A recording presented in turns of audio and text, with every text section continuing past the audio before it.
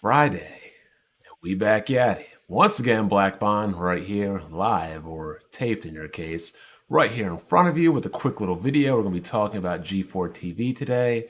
As always, feel free to subscribe to the channel, have a video about Bayonetta 3, Console Wars History versus Battletech, that Splatoon 3 is a very successful game.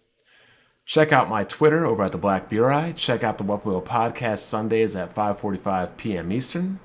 Best podcast in town. And as always, if you want to support us, you can give us a like, give us a favorite, give us a retweet. You can check out the After Dark on Patreon for $6 a month. We have currently 424 subscribers, and yeah, we appreciate all of your support. Now, I'm a couple days late, but hey, better late than never. But I don't think anybody is surprised that G4TV is being shut down only pretty much after a year since its relaunch. CEO says investment and efforts to revive the network just didn't gain traction.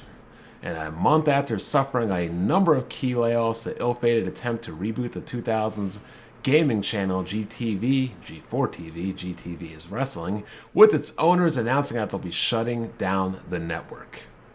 So nobody is really surprised. They seem to have come back and not have had any kind of plan.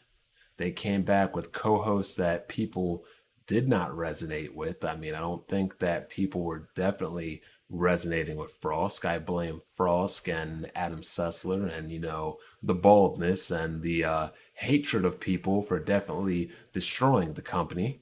Even after the Frosk ran, I believe if the company got rid of her, changed their messaging so that we didn't support her, instead of her saying that they didn't support her behind the scenes, if they publicly got out there and got out in front of this, it would have changed a lot of things.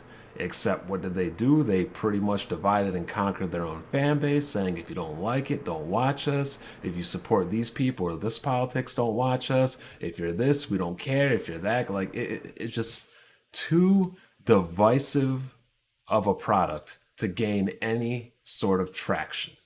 When you're big, when you're monstrous, when you are the top dog in town, I wouldn't agree with doing this, but yeah, you can get away with doing this. But when you're trying to make your comeback, you're brand new on a scene that you haven't been around for in 10 years, you cannot afford to make these kinds of mistakes. So, it kind of sucks because, the completionist, he found out that, they were shutting down, that he was laid off during this tweet. Nobody even there told him anything. I believe Frosk had her contract bought out, and she's just an absolute mess. First of all, attacking your fan base is no way to do business. I'm sorry. You just can't do it. Secondly, demonizing an entire gender of humans. Half of them, let me be careful because you know how this website is. Attacking half of biologically living people, we'll say, is not a good strategy, especially when that half of humanity represents the bulk of gamers. I'm just saying. If you are a beauty company or a makeup product company or something that sold, high heel shoes or dresses, maybe you could get away with attacking men. But you're not going to be able to get away with that when it comes to dealing with video games that are primarily financed and supported by men. I mean, another thing that they really confuse themselves with is they should have came back. Okay, G4 was one thing. Yes, it was the frat house of gaming. People like to relax, have fun, stretch out, kick back, be laissez-faire, be politically incorrect. Okay, cool. But if you're going to relaunch it, and you're not going to be like that anymore, you have to be clear-cut from day one. Like, imagine if Weapon Wheel shut down tomorrow, right? Weapon Wheel, no more. And we come back 10 years from now, and everybody's all excited, and hey, we're bringing Hard 8 back, okay? 10 years from now, we're bringing back all the OGs, we're bringing back Hard 8.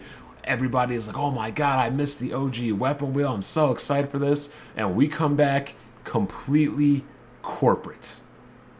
Would y'all like that? No.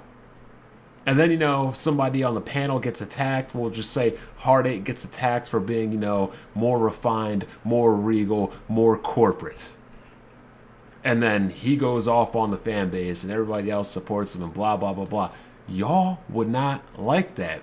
You wanted to support Weapon Wheel 10 years from now on a 10-year hiatus for what it was. Y'all didn't tune in to see something different. And that's exactly what happened to G4. They came back 10 years later to appeal to a different audience when the original audience was coming back to see what they liked in the past. They didn't want it changed. Altered, tweaked, maybe. But the people that were initially and originally coming back to watch G4 were watching it for nostalgia. They wanted the old G4. Like McMahon said, I want the old Stone Cold. I want the rattlesnake. Not the invasion Stone Cold, the cowardly snake and all. I want the old Stone Cold. And that's how it went. Oh man, Frosk made headlines in early 2022 about ranting about sexism she faces in gaming. And she admitted she was getting toxic comments over her appearance. I mean, look, I'm not going to say I agree with anybody giving her any bad comments, toxic comments, disrespectful comments, whatever. But that's not how it started. This woman was ill-informed and ill-equipped to do her job. And that's not because she was a woman. It's because she did not know what she was talking about. And when people came at her, calling her out on her not being able to do her job properly, or, hey, correcting her for being misinformed, she attacked them. That's the facts. That's the truth. And what happens when you attack people? People attack back. Or attacking back is what I call defending thyself. So people got defensive and they went back at her. And then she went back at them. And that's just not a good way to do business, by attacking your consumers attacking you back, and then you retaliate. And it just keeps escalating and keeps going higher and higher and higher. And that's just not a good way to do business. And she's talking about how she reveals that she was frustrated with the management over at G4, that, nothing. G4 had made an internal statement at the time saying diversity and inclusion has nothing to do with attacking your fans. You could be diverse. You can have men, women, black people, white people, Asian people, left people, right people, up people, down people, whatever people. But that's not you wanting to attack the consumers. That's not diversity and inclusion. Then I asked for support multiple times. I was ignored and directly lied to about the support coming. Like, what did you want them to do? I mean, Adam Sessler was going on about his family and friends and talking about terrorizing, and he's just been saying outlandish comments about, things I really don't even want to talk about. We'll just say that,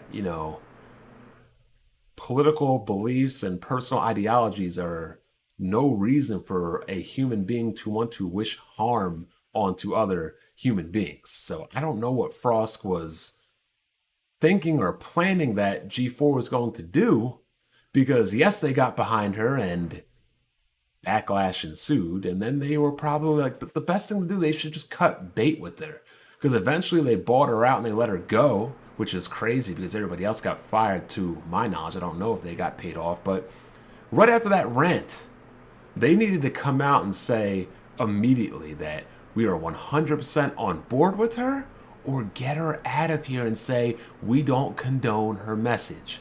But you can't tiptoe across the line, which everybody wants to do, and expect things to work. Anyway, I'm Black Bond. I'm getting out of here. Everybody enjoy their weekend. Have a good Halloween. Get them costumes ready. If you're old enough, or in this case, young enough to trick or treat, go out and have some fun. Enjoy your fall. I'll catch you guys next time.